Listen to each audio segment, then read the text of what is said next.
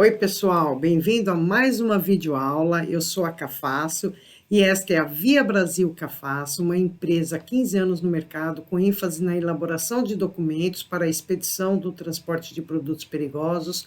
Nós temos também um manual operacional personalizado para a expedição de produtos perigosos, respectivo aos seus produtos, aos produtos que você transporta.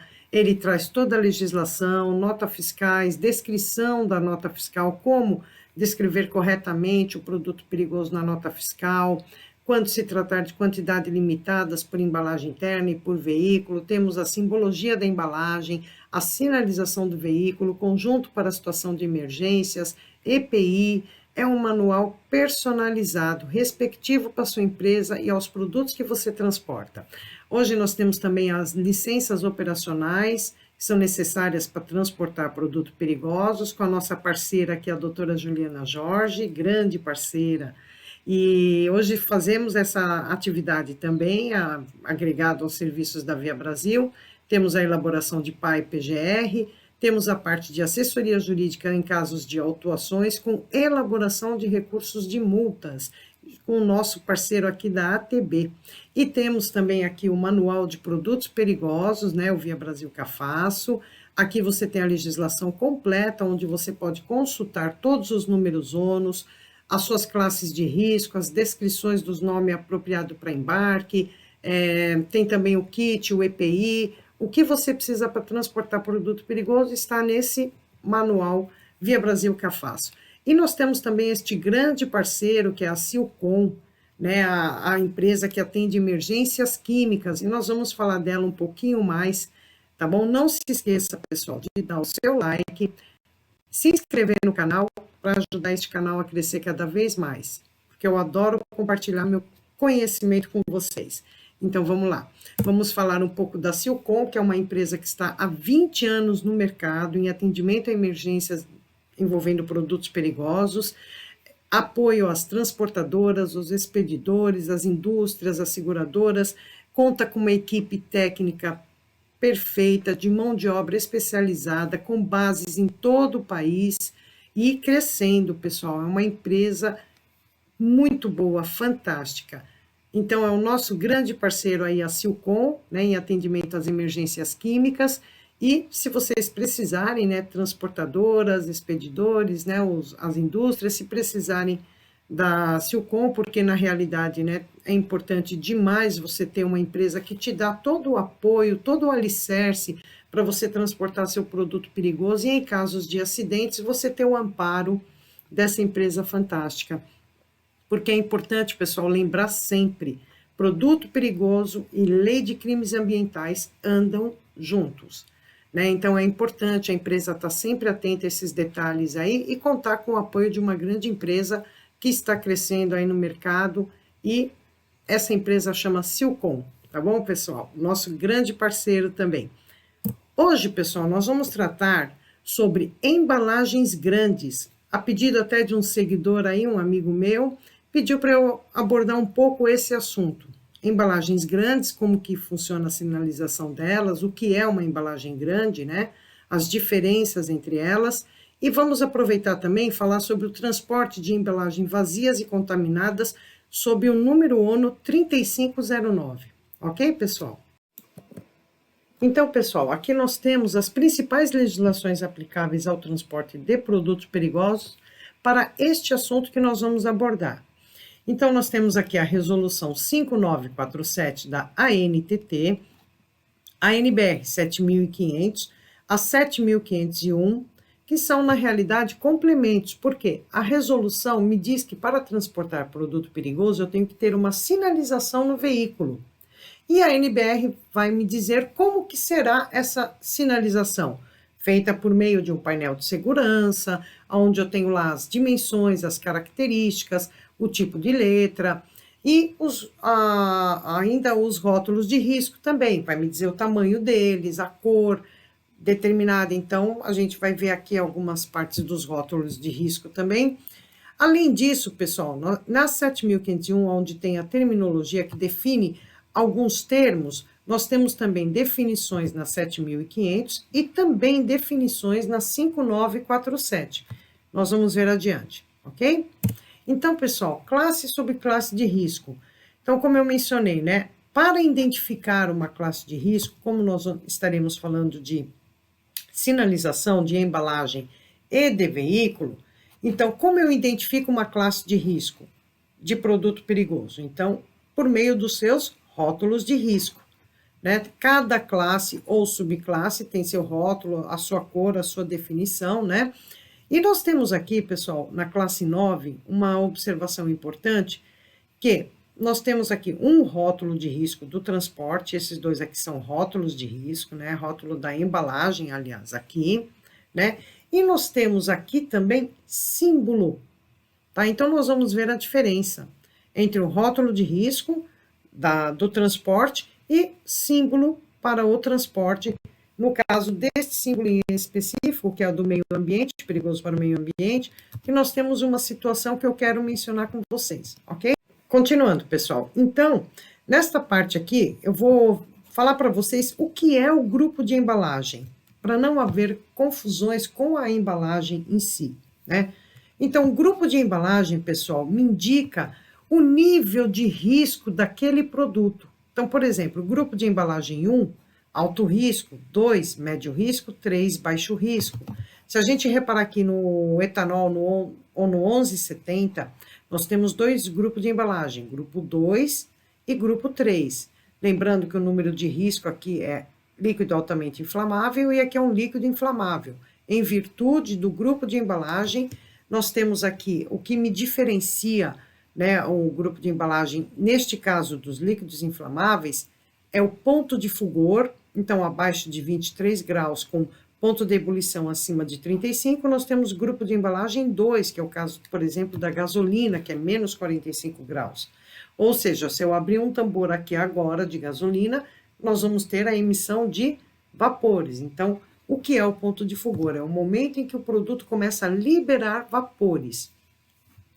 E neste caso aqui, nós vamos ter produtos no grupo de embalagem 3, de 23 graus, entre 23 graus e 60,5, acima de 35 de pontos de ebulição, são os grupos de embalagem 3, ou seja, então, acima de 23 graus, por exemplo, o óleo diesel tem 42 graus de ponto de fulgor, né? Então, a partir de 42 é que ele vai começar a emitir vapores inflamáveis, que na realidade o que pega fogo são os vapores. Ok, pessoal? Então, só aqui para lembrar, se fosse uma classe 8, nós, a depender do nível de corrosividade do produto, nós temos grupo de embalagem 1, que é alto risco, por exemplo, um produto que cai e causa necrose imediata. É só um exemplo, tá, pessoal? No grupo de embalagem 2, a necrose leva 3 dias, né? No grupo de embalagem 3, a necrose leva 4 dias, 5 dias, 15 dias, ou apenas cai aqui, causa leve irritação. Então, tudo isso são análises que está na resolução 5947, né? Os ensaios, e por meio desses grupos de embalagem, a gente define o risco desse produto. Ok, pessoal? Então, vamos lá. Vamos entrar agora no assunto que a gente vai tratar, que são embalagens grandes. No item 510 da resolução 5947, nós temos definições gerais. Então, aqui a gente tinha letra A, letra B, existe, né? Claro, eu só tirei daqui para a gente poder tratar diretamente do assunto que a gente vai abordar. Então, por exemplo, o que é um equipamento de transporte, né? Então, nós temos containers de carga, containers tanque, tanques portáteis, contentores para as granéis, contentores offshore, e nós temos aqui uma nota, né, também, que eu achei importante colocar, apenas para a questão de conhecimento, ok? Aqui nós temos os tipos de carga fracionada, tá certo? Então, nós temos aqui um offshore de gases, né, aqui outro de gases, nós temos um tanque portátil, um offshore de um tanque, e aqui nós temos as embalagens pequenas, porque estas são as embalagens grandes, que nós vamos ver a definição já já. Então, pessoal, neste caso aqui, ó, nesta nota, é proibido o transporte de produto perigoso a granel em equipamento denominado flex tank. É proibido o transporte, que consiste em um tanque construído de material flexível, à forma de um travesseiro, equipado com válvulas para carregamento e descarregamento, instalado dentro de um container do tipo dry box, destinado ao transporte de cargas gerais fracionadas. Este transporte no nosso país é proibido, tá bom? É a título de conhecimento, pessoal, tá ok? Então, vamos lá. A diferença entre carga a granel e carga fracionada. Essa definição está na Resolução 5947. Então, carga a granel, quando o produto perigoso é transportado sem qualquer embalagem ou recipiente, sendo contido pelo próprio tanque, vaso, caçamba, carroceria, container tanque ou contentor para granéis. Então, nós temos neste caso aqui, pessoal, vamos imaginar um caminhão-tanque de combustível. Então, transporte de tanque de combustível é um transporte a granel. No caso abaixo, carga fracionada, quando o produto perigoso é transportado em embalagens, IBCs, embalagens grandes, tanques portáteis e contentores de múltiplos elementos para gás, que não se enquadrem na definição de container da CSC. CSC é uma abreviação em inglês que significa Container Safety Convention, ou seja, Convenção pela Segurança dos Containers. De uma forma geral, todo container possui uma placa como essa, indicando que pode utilizar do transporte internacional. Então, a carga fracionada, aqui nós temos as embalagens pequenas, os IBCs, as embalagens grandes que nós vamos ver, os tanques portáteis. Então, essas são as embalagens grandes, mas vamos ver a definição dela. Em embalagem grande, a definição está na 7.501. Embalagem externa que contém artigos ou embalagens internas, sendo projetada para movimentação mecânica e que excede 400 quilos de massa líquida ou 400 litros de capacidade, mas cujo volume não exceda 3 metros cúbicos, ou seja, 3.000 litros. Esta definição não inclui os IBCs, porque nós temos aqui na NBR 7500 a definição de IBC, contentor intermediário para granéis, embalagem portátil, rígida ou flexível, projetada para movimentação mecânica, ou seja, eu posso pegar ele e movimentar essa embalagem. É diferente do transporte a granel, que é contido pelo próprio equipamento, tá certo, pessoal? Então, resistente a esforços provocados pela movimentação e transporte comprovado por ensaios com capacidade máxima de 3 metros cúbicos ou 3.000 litros. O IBC pode ser metálico, flexível, de plástico rígido, composto de papelão ou de madeira. Ok? Então, essas são as definições de embalagem grande e IBC. Então, nós vamos ver como é que é a sinalização de uma embalagem grande. Pessoal, o que eu acho importante também falar? Todo produto perigoso deve ser acondicionado em embalagens de boa qualidade e suficientemente resistentes para suportar os choques e operações de carregamento normalmente presentes durante o transporte. Ou seja, nós temos as intempéries, né? Então, a embalagem que transporta produto perigoso, ela tem que ser resistente e suportar qualquer risco. Eu não posso ter vazamento, eu não posso ter rompimento, eu não posso ter, a depender por exemplo, da atmosfera, está um sol quentíssimo, aquela embalagem começar a sofrer com essa caloria. Então, pessoal, isso é importante. Todo produto perigoso tem que estar armazenado, acondicionado em embalagens resistentes para suportar os riscos, ok? Então, elas devem ser construídas e fechadas de modo que, quando preparada para o transporte, evitem qualquer perda de conteúdo, que pode ser provocado por condições normais, por vibração, variações de temperatura, umidade ou pressão. Tá certo, pessoal? Ainda, elas devem ser fechadas de acordo com as instruções fornecidas pelos seus fabricantes. Porque quem detém o conhecimento sobre o produto e quem vai dizer, por exemplo, se eu posso transportar aquele corrosivo em plástico? Opa, mas espera aí, tem corrosivo que corrói o plástico, né? Tem corrosivo que a embalagem suporta. Então, quem vai dizer isso é o fabricante e também por meio dos ensaios que nós temos na Resolução 5947. Ok, pessoal? Então, não pode haver nenhum sinal de resíduo perigoso aderente à parte externa, ou seja, eu posso tocar em produto perigoso sem o meu EPI, alguma coisa assim na embalagem, se eu for manusear ela, eu preciso de um EPI. Então, automaticamente, eu não posso nem sequer sonhar em pôr a mão no produto perigoso. próprio nome já diz, produto perigoso. Ele é perigoso para a saúde ou ao meio ambiente. Então, a gente não deve jamais colocar a mão, abrir, cheirar e, sabe, verificar, está vazando? Não, pessoal, não existe isso com produto perigoso, tá bom? Então, vamos lá. Quando a gente fala de sinalização, então nós temos aqui, ó, o item 5112, que vai me dizer, por exemplo, que as informações dos riscos para fins de transporte de produtos perigosos é constituída pela identificação dos volumes e das embalagens e pela sinalização do veículo e dos equipamentos de transporte. Ou seja, então, aqui é a resolução dizendo que eu tenho que ter a identificação, ok? A NBR vai me dizer como que é feita essa identificação. Lembra, né, que eu falei lá no começo?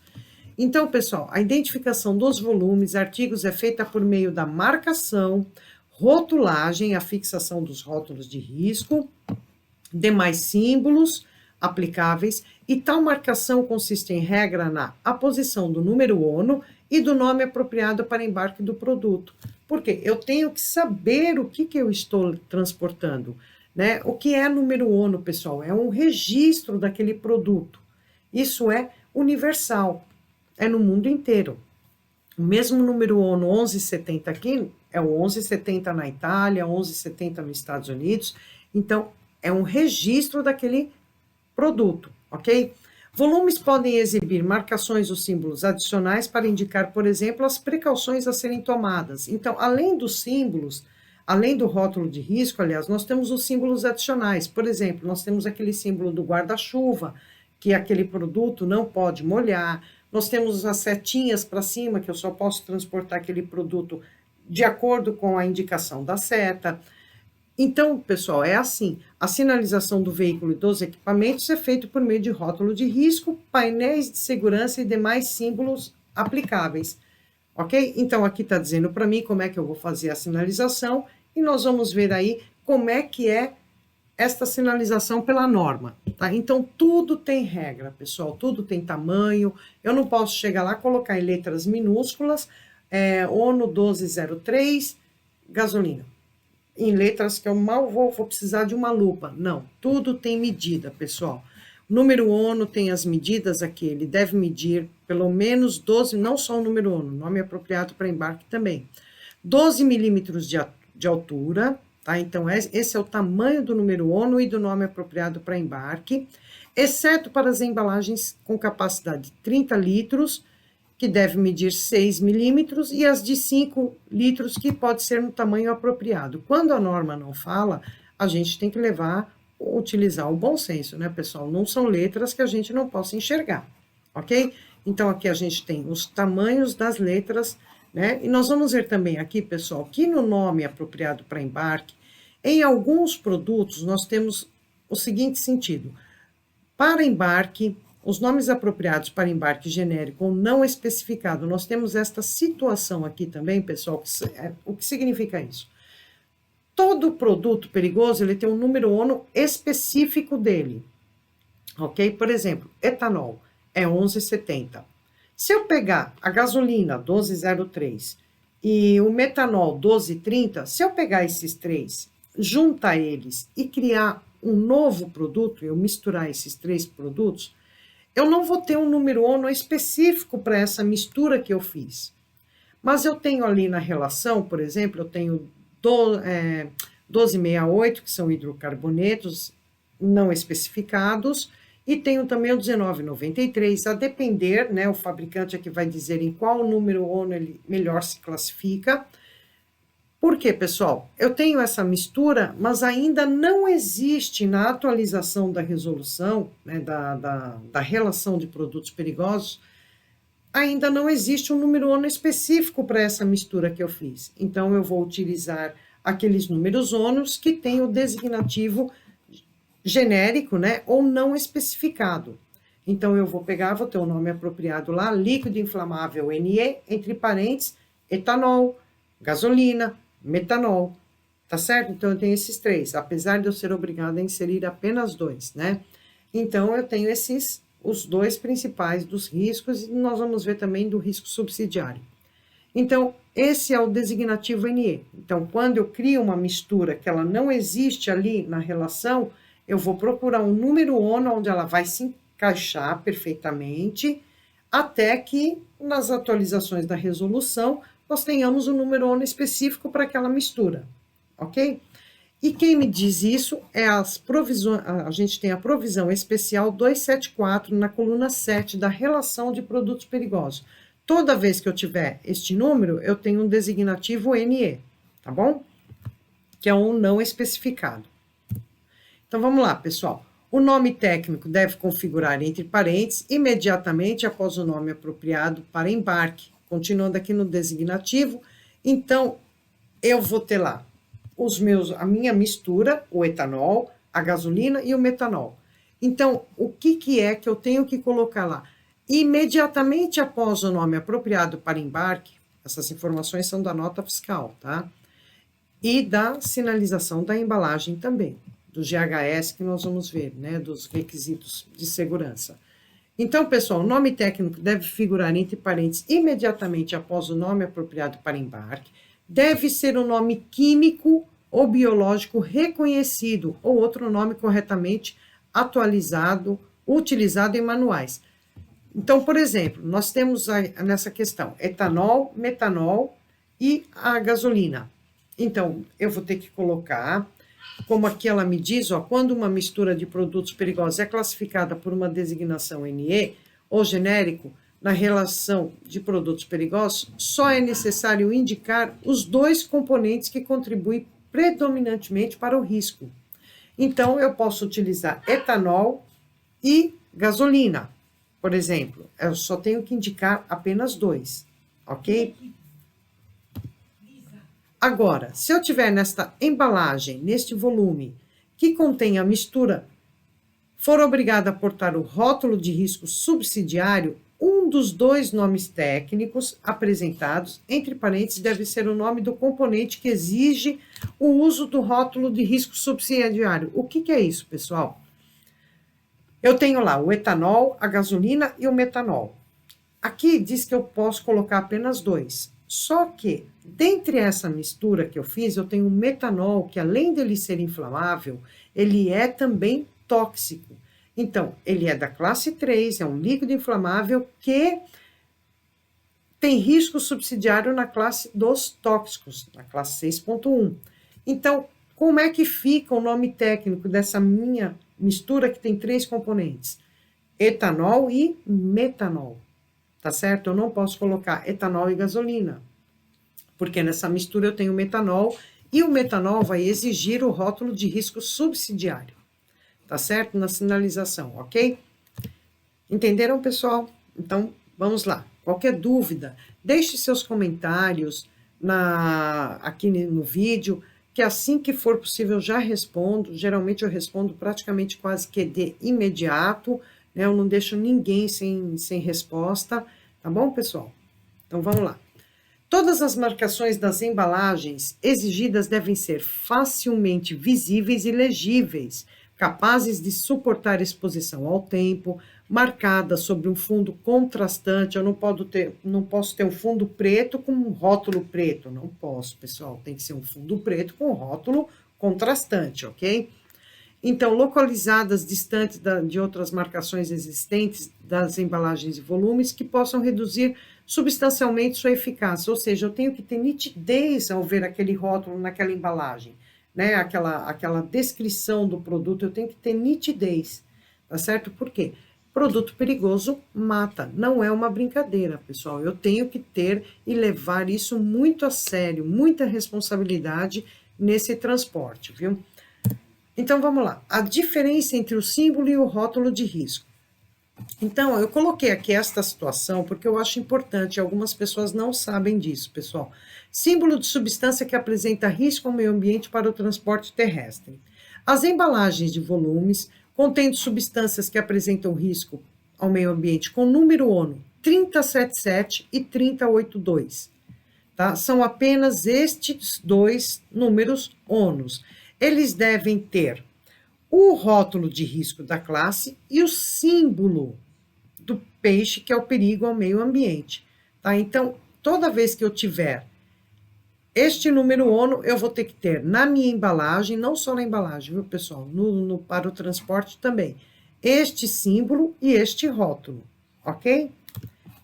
Agora, a gente tem aqui, ó, não é obrigatória a exibição do símbolo para substâncias que apresentam risco sob o número ONU 3077 ou 3082 em embalagem simples para capacidade inferior a 5 litros, sólidos inferior a 5 quilos, embalagens combinadas igual ou inferior a 5 litros, embalagens combinadas para sólidos inferior ou igual a 5 quilos. Então, essas daqui eu não preciso, porque se trata também de uma certa quantidade que não vai colocar tanto em risco, apesar que nós temos a questão das quantidades limitadas por embalagem interna. Então, a norma dispensa algumas obrigatoriedades nessa situação. Inclusive, eu tenho um vídeo tratando disso, pessoal. Se alguém tiver alguma dúvida, vai no meu canal e verifica os vídeos que tem lá, que tem 2 vídeos sobre quantidade limitada importantíssimos. Tudo bem, então, pessoal? Vamos continuar. Tamanho do rótulo e símbolos. Então, tudo tem regra, pessoal. Os rótulos de risco e os símbolos têm as suas medidas. Para os tamanhos da embalagem que a gente tem aqui, ó, tem as suas medidas. Aqui nos interessa é acima de 25 quilos ou acima de 25 litros. O rótulo tem que ter 100 milímetros por 100 milímetros, ou seja, 10 por 10. Então, qualquer embalagem acima de 25 quilos, o rótulo é 10 por 10. Não confundir, pessoal, com pictograma do GHS. Nós vamos ver à frente que pictogramas é uma coisa, rótulo de risco é outra e símbolo é outra ainda, tá bom? Aqui, pessoal, então nós vamos ver aqui, ó, rótulo de risco e GHS. Então, aqui eu tenho rótulo de risco para o transporte. Então, sempre que for para o transporte, é o rótulo de risco. Aqui nós temos a sinalização, identificação das embalagens. E aqui nós temos uma rotulagem que eu chamo de preventiva, né? Não sou eu, a própria norma. A gente chama aqui, então, isso daqui é o que eu considero o GHS, tá bom, pessoal? Então, aqui nós temos o GHS, que são as informações de riscos, de perigo do produto, e os seus pictogramas. Então, este aqui é um pictograma. Este aqui é um rótulo de risco para o transporte, tá? Então, aqui nós temos um pictograma do inflamável e um pictograma com esse ponto de exclamação que identifica algum risco à saúde, tá? Então, aqui nós temos as frases de perigo e as frases de precauções. Então, esta embalagem, ela tem um conteúdo de 5 litros. Então, aqui, com certeza, por estar dentro da quantidade limitada por embalagem interna, a gente não coloca o rótulo de risco para o transporte. Só que eu tenho, como eu mencionei, eu tenho um vídeo que fala sobre isso. Então, assiste o vídeo no meu canal sobre quantidade limitada por embalagem interna, que é muito importante, pessoal. Então, vamos lá. Na NBR 14725, na parte 3, estes pictogramas devem consistir de um símbolo preto sobre um fundo branco e uma borda vermelha, tá? Então, tá aqui, ó, símbolo preto, fundo branco e a sua borda vermelha. Então, isto é o que caracteriza um pictograma, tá? Esta embalagem aqui, pessoal, a gente chama embalagem primária, a que vai na embalagem primária do produto, que a gente chama de embalagem simples. Então, ela é que recebe o rótulo de prevenção, o GHS. Ela, toda a embalagem é obrigatório portar essa identificação, essa rotulagem, que é o GHS, tá bom, pessoal? Agora, para o transporte, trata-se do rótulo de risco. Então, o que eu quero dizer com isso? Quando eu tiver, por exemplo, neste caso aqui, né, eu tenho o pictograma do inflamável e o ponto de exclamação, mas eu não tenho aqui o rótulo de risco, que é este aqui. Cuidado, esta daqui é uma embalagem em quantidade limitada por embalagem interna. Esta daqui é que é esse caso aqui, tá bom? Então, nesta embalagem, a gente tem um líquido inflamável da classe 3, então tá aqui o rótulo de risco dele, e o pictograma. Por que eu não tenho este pictograma aqui? Porque a norma me diz que quando eu tiver este daqui for igual ao pictograma, por exemplo, o risco for o mesmo da inflamabilidade, eu posso colocar apenas o rótulo de risco. Não necessito colocar o pictograma do inflamável. Mas a grande maioria coloca, né? Até mesmo porque as pessoas sabem que existe diferença. Pictograma é do GHS e rótulo de risco é do transporte. Se tiver aqui o pictograma do inflamável, tá errado? Não, tá certo, tá bom? Aqui, pessoal, eu tenho o rótulo de risco no tamanho 10 por 10, porque, ó, vejam bem, é um tambor de 200 litros aqui também, né? Olha, isso, tá aqui, ó, um tambor, 200 litros. Então, aqui eu tenho um rótulo de risco 10 por 10, dentro da rotulagem preventiva, tá? Pode, pode. Aqui eu já tenho um outro exemplo, né, de uma embalagem simples, como eu mencionei, a embalagem primária, é aquela que vai receber o rótulo do GHS, tá bom, pessoal? Que a gente chama de rotulagem preventiva. Então, esta aqui é a rotulagem preventiva. Neste caso, o rótulo de risco pode ir fora da rotulagem preventiva? Pode, pode estar no tambor, não tem problema, tá? Tamanho 10 por 10, ok? E aqui a mesma situação, eu tenho somente o símbolo do ponto de exclamação, porque não necessito colocar o pictograma do inflamável, que é esse aqui, porque eu já tenho o rótulo de risco do inflamável. Se tiver aqui, não tem problema também, pessoal. Então, vamos lá, seguindo. Agora, nós vamos ver como que é a sinalização da embalagem grande. Então, lembrando, né, acima de 450 litros, a gente considera uma embalagem grande. Então, aqui a gente tem um IBC, né, que nós vimos a definição lá atrás. Aqui eu tenho o rótulo de risco de inflamabilidade e a rotulagem preventiva, com seu pictograma, com as suas informações do GHS. Eu tenho a simbologia deste lado e a lei me obriga a ter em pelo menos 2 lados opostos. Então, eu tenho aqui e eu sou obrigada a ter aqui neste lado oposto, ok? Posso ter aqui?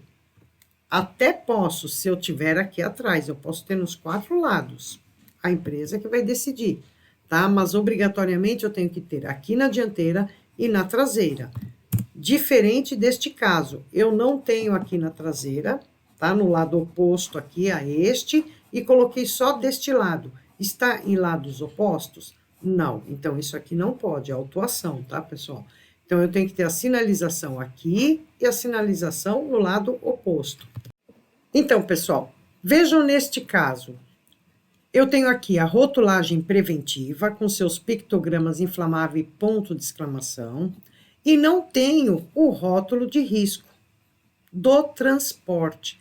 A norma me diz que pode ser utilizado em caso de duplicidade, né, em caso de mesmo risco, tanto o pictograma quanto o rótulo de risco do transporte, apenas o rótulo de risco do transporte. Então, o certo é este rótulo de risco estar aqui e não necessariamente este pictograma estar aqui. Mas, se estiver, está errado? Não. Se tiver, está errado não ter o rótulo de risco aqui na embalagem, tá? Que é o que menciona a norma. Pode ser utilizado. Então, pode ser utilizado, no caso, não é obrigatoriedade, tem que ser somente este quando houver duplicidade. Se tiver esse aqui também, está correto. Agora, desta forma está errada. Tem que ter o rótulo de risco do transporte, tá bom? Alguns tipos de embalagens aqui novamente, né? Embalagens grandes, com exceção dessas pequenas, para que vocês possam ver a diferença, tá? Então, aqui nós temos as embalagens grandes, tanque portátil, offshore para gases. Tá certo, pessoal? Então, aqui para a gente gravar bem alguns modelos de embalagens aí, tá certo? Agora, pessoal, reparem isto, né? Reparem esta situação. O que é gravíssimo aqui? Primeiro, produto perigoso, como eu disse, mata, né? A gente tem produtos perigosos que se você inalar, você morre, a depender da gravidade dele. Então, aqui é só um exemplo, né, que a gente tem aqui um vazamento de tóxico. Vejam bem, ó, as pessoas estão vestidas com o EPI nível máximo, né, o encapsulado que a gente chama, né. Agora, neste caso aqui, ó que interessante. A pessoa que deixa uma embalagem dessa forma, aqui são provavelmente fertilizantes, né, alguma coisa assim. A pessoa que deixa desta forma aqui, ela está cometendo um crime ambiental, em primeiro lugar, da Lei 9.605, né, como eu mencionei, e correndo um grave risco. Embalagens abertas, com certeza tem resíduos de produto aqui, e as embalagens estão simplesmente jogadas, né, com as suas identificações aqui muitas vezes, outras sem identificações, com certeza, né, para estar desse jeito, não deve ter, né, todo o cuidado necessário aí.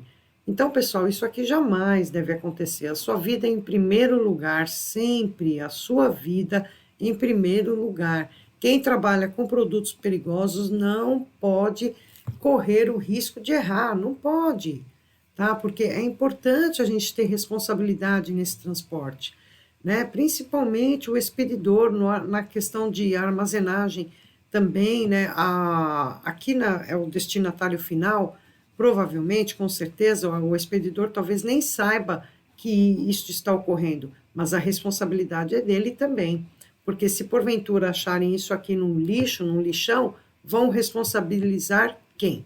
Com certeza o expedidor, tá certo? Porque os dados dele estão aqui, tá? Então, vamos evitar este tipo de situação, tá certo? Reparem este armazenamento. Olha, pessoal, que perfeito, que coisa linda, né? Parabéns para esta empresa, perfeito. A simbologia, a rotulagem, né? Muito bom. Olha só, tudo certinho, tá de parabéns. Essa daqui também, ó, olha que coisa linda. Isso é um armazenamento correto, né? Aqui provavelmente, não sei se tem produtos perigosos, aparentemente não, mas o armazenamento está impecável. Parabéns a esta empresa também. E pessoal, olha que interessante, nessa questão de armazenamento, de embalagens e tudo mais. Isso aconteceu aqui na minha cidade, no Guarujá, 15 de janeiro de 2016. Um produto que reagia com a água, com a chuva. Olha que interessante. Produto que reage com água aqui dentro, com certeza dia chuvoso, nublado, então a chuva ocasionou esse acidente, né, essa tristeza, é o que eu posso dizer, porque armazenado dentro de container, com certeza, mas provavelmente o container devia estar com vazamento ou aberto, alguma coisa assim, para que a chuva entrasse dentro desse container e atingisse as embalagens, né, ou embalagem aberta, não fechada corretamente, por isso que a gente mencionou lá no começo que a embalagem, o fabricante determina como que é a embalagem, como ela vai ser fechada, tudo, porque produto perigoso não pode vazar em hipótese alguma. Então, aqui nós tivemos 39 pessoas que foram hospitalizadas por intoxicação. A fumaça atingiu o Porto de Santos, a cidade vizinha, e ainda ficou com o seu porto paralisado, inativo por um tempo, né? Então, realmente é uma coisa muito triste, né? Uma situação dessa, vidas, né? Tantos acidentes graves que nós já tivemos, né? Muitos, muitos. Né? Tem um que é o de Bhopal, que eu acho que todos deveriam pesquisar esse acidente de Bhopal, com, eu não lembro agora o nome do produto, esqueci, pessoal, um produto tóxico, sem sentir o cheiro ou ver a cor. A cidade estava dormindo quando explodiu um caldeirão onde tinha esse produto e o produto evaporou e morreram muitas pessoas, muitas pessoas. Então, procurem até, acidente de Bhopal, nossa, é muito triste, né? As pessoas morreram dormindo, porque o produto era inodoro, né? Não tinha cheiro e era altamente tóxico. Então, por isso que a gente tem que levar muito a sério esse transporte, ok? Então, vamos lá, pessoal. Vamos para a segunda etapa agora deste vídeo. Embalagens vazias e contaminadas. Como que fica o transporte delas? Então, nós temos aqui, ó, embalagens vazias e não limpas que contiveram produtos perigosos. Exceto no caso da classe 7, uma embalagem vazia e não limpa que tenha contido produtos perigosos deve permanecer identificada. Por quê, pessoal? O que acontece? A embalagem vazia, ela contém resíduos. É como se ela estivesse cheia. O que é mais perigoso? Um tanque de gasolina cheio ou um tanque de gasolina vazio? Com certeza, né? O vazio ele é muito mais perigoso por causa dos vapores. Os dois têm o risco de explosão, correto? Então, elas têm que continuar identificadas, porque o risco ainda existe lá, a não ser que ela tenha sido descontaminada totalmente, para aí sim você tirar a rotulagem da embalagem, ok? Então, pessoal, tudo isso aqui é obrigatoriedade, porque para preservar a saúde e a vida. Continuando, contentâneos, tanques portáteis, IBCs, assim como outras embalagens e sobreembalagens utilizadas no transporte de produtos perigosos, não podem ser utilizados para armazenagem, uso ou transporte de outros produtos ou objetos para uso humano ou animal. Pessoal, existiu um acidente na Bahia, onde uma empresa utilizou tambores de metanol para fazer a aguardente. 35 pessoas em 10 cidades do sudoeste da Bahia estava contaminada com álcool metílico. Isso é um perigo, gente. Metanol causa câncer, né? Então, imagina. E tiveram várias pessoas, né, que além de passar mal, morreram também em virtude disso. Então, jamais utilize uma embalagem de produto perigoso, com detergente, nós temos detergentes corrosivos e tudo mais, nós temos produtos químicos que não são classificados, mas que você jamais vai utilizar uma embalagem de detergente grande para lavar e pôr água para cachorro, alguma coisa assim, jamais, pessoal, tá bom? Nunca. Então, vamos lá. Embalagens incluindo EBCs e embalagens grandes, vazias e não limpas, transportadas para fins de recondicionamento, resparo, inspeção periódica, refabricação, reutilização, descarte, elas devem ser alocadas sob o número ONU 3509, no caso do transporte, ok? Quando elas forem entregues para transporte, elas têm que ser alocadas neste ONU 3509. Todas elas? Não, nós temos as exceções aqui. Então, por exemplo, produtos perigosos da classe 2, não. Produtos classificados como os explosivos insensibilizados da classe 3 ou subclasse 4.1 também não.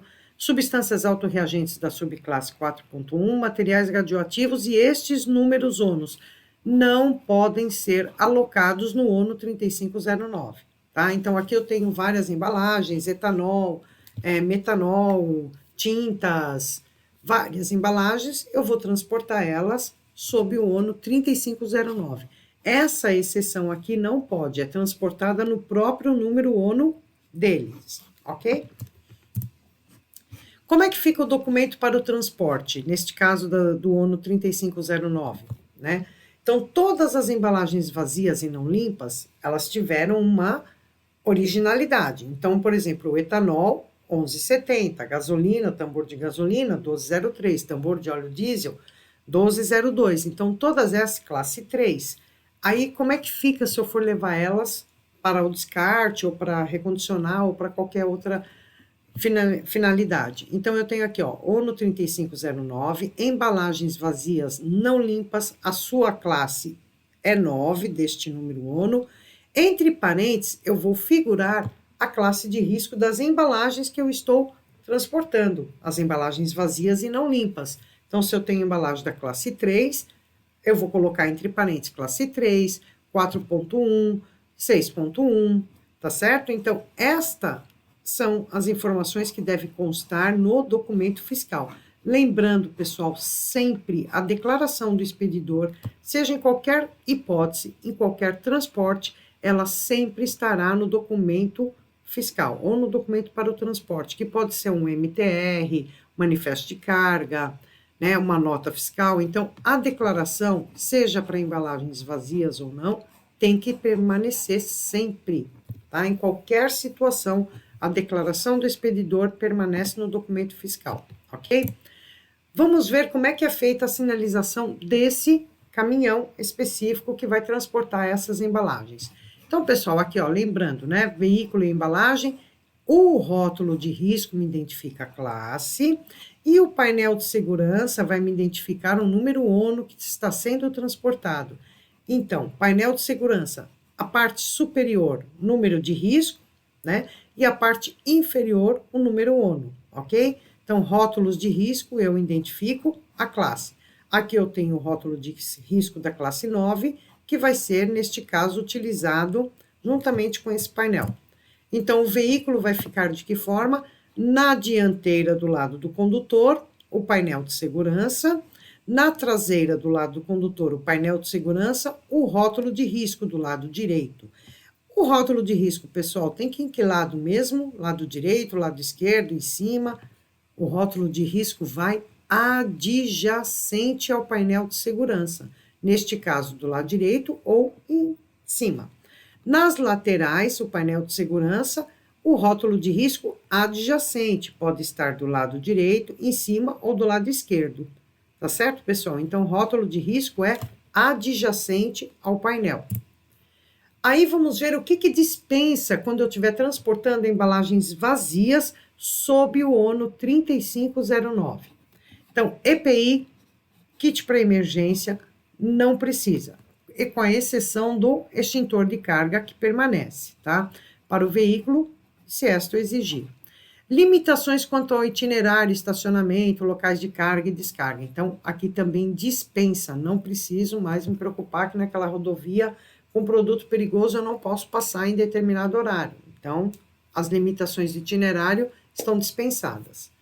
Treinamento específico para condutor, o atual CETPP, o antigo MOP. Então, dispensa também. Porte de rótulo de risco da classe 9 e da marcação do nome apropriado para embarque das Nações Unidas, indicativos no número ONU 3509. Então, porte de rótulo de risco da classe 9 e da marcação do nome apropriado para embarque nos volumes. Então, não vai. Por quê, pessoal? Porque aqueles volumes, eles têm que estar identificados com a rotulagem deles, a rotulagem primária. Então, se é inflamável, vai estar lá o inflamável, né? Lembrando do GHS sempre, se for tambor, tem que ter lá a rotulagem de prevenção, que é o GHS, mais o rótulo de risco do inflamável, ok? Então, não vou colocar este número ONU e nem o rótulo de risco da classe 9 fixado nos volumes, tá certo? Porte de marca da conformidade nos volumes, então a embalagem não precisa ser homologada. Segregação entre produtos num veículo ou container, não necessário também, tá? Então não precisa separar os produtos entre si, tá? Com a finalidade da incompatibilidade, não precisa. Quantidade total do produto perigoso no documento fiscal. Então, neste caso aqui, não vai precisar, porque não tem como mensurar a quantidade que está sendo transportada numa embalagem vazia, né? Então, não tem como, porque se fosse embalagem cheia, teria que ter o peso, a quantidade total dos produtos transportados. Aí, pessoal, eu pergunto para vocês, o peso bruto total, no caso aqui da quantidade total para o documento fiscal, eu peso o quê? Somente o produto ou a embalagem também? Lembrando, então, a embalagem também faz parte desse peso, ok? Então, é a embalagem mais o conteúdo que é o produto. Permanecem válidas as demais exigências regulamentares, em especial que se refere ao rótulo de risco e painéis afixados no veículo. Então, é o ONU 3509, o rótulo de risco da classe 9, que vai no veículo. Permanece obrigatória a sinalização do veículo. E as precauções de manuseios, pessoal, em qualquer isenção que existir no transporte, seja por quantidade limitada por veículo, por embalagem interna, ou neste caso do ONU 3509, precauções de manuseio jamais deixará de ser obrigatório, ok? Então, isso é o cuidado extremo com o transporte de produtos perigosos, tá bom? Embalagens vazias e não limpas que contiveram produtos perigosos devem manter o rótulo de risco, a marcação do nome apropriado para embarque, o número ONU, referentes ao produto originalmente contido. Já falei para vocês que foi nesse caso aqui do exemplo. Então, se eu tenho 1170, sinalização do inflamável nele, rótulo de risco da classe 3, ok? Embalagens vazias e não limpas podem ser acondicionadas em embalagens externas que não portem a marca de conformidade ou sobre embalagens, desde que tal volume porte o rótulo de risco da classe 9, o nome apropriado para embarque, procedidos da letra ONU, referente ao 3509. Então, se eu pegar aquelas embalagens e colocar dentro de uma outra embalagem, né, aquela embalagem externa, tudo mais, ela vai levar a rotulagem e o número ONU da classe 9, ok? A embalagem externa, onde eu estou acondicionando aquelas embalagens vazias. Ok, pessoal? Perfeito? Então, vamos lá. Neste caso, tudo que tiver em desacordo ao que a gente abordou nesta videoaula, lembrando, pessoal, não podemos esquecer, autuações, às vezes, responsabilidade em crimes ambientais também, tá bom? Reparem só para a gente finalizar, que situação interessante, né? Rótulo de risco sobreposto, eu posso? Jamais. Painel de segurança sobreposto também não posso. Verso do painel de segurança com outro número ONU, não posso. Gente, tem que sempre pensar que o acidente, ele não avisa, ele simplesmente acontece. Tá? Então, não é permitido a sobreposição nem de painel, nem de rótulo, nem o verso, em forma alguma. Tá certo, pessoal? Então, é isso. Mais uma vez, eu agradeço imensamente a atenção de vocês, peço desculpas aí por alguns erros na hora de falar, né? A gente está falando e às vezes se atropela, a gente quer falar mais rápido do que ler, então é complicado, pessoal. Mas eu sou assim, é o meu jeito de ser, eu adoro compartilhar meu conhecimento, né? Então, acho que eu espero ter ajudado vocês. Peço para vocês, não esqueçam mais uma vez, dê o seu like, se inscreva no canal, ajude este canal a crescer para que a gente possa estar vindo aí com mais videoaulas. Inclusive, agora eu vou começar a fazer lives no YouTube também, entendeu? Ao vivo, para que as pessoas possam tirar as suas dúvidas ao vivo comigo, aquilo que eu souber responder, com certeza. O que eu não souber, eu vou buscar, né? A gente tem que ser muito sincero no nosso conhecimento, né? Ninguém sabe tudo, né? Mas aquilo que eu sei, eu gosto de dividir, gosto de compartilhar e procuro ser o mais correto possível. Tá bom, pessoal? Então, tá aqui, ó, meu telefone, se alguém quiser me chamar no WhatsApp, precisar tirar alguma dúvida. Aqui tá o meu Instagram, também tem lives lá, né? Durante a semana também a gente costuma entrar no Instagram para fazer as lives. E não se esqueçam, pessoal, mais uma vez, o joinha e se inscreve no canal. Pessoal, muito, muito, muito obrigado, viu? Até a próxima videoaula.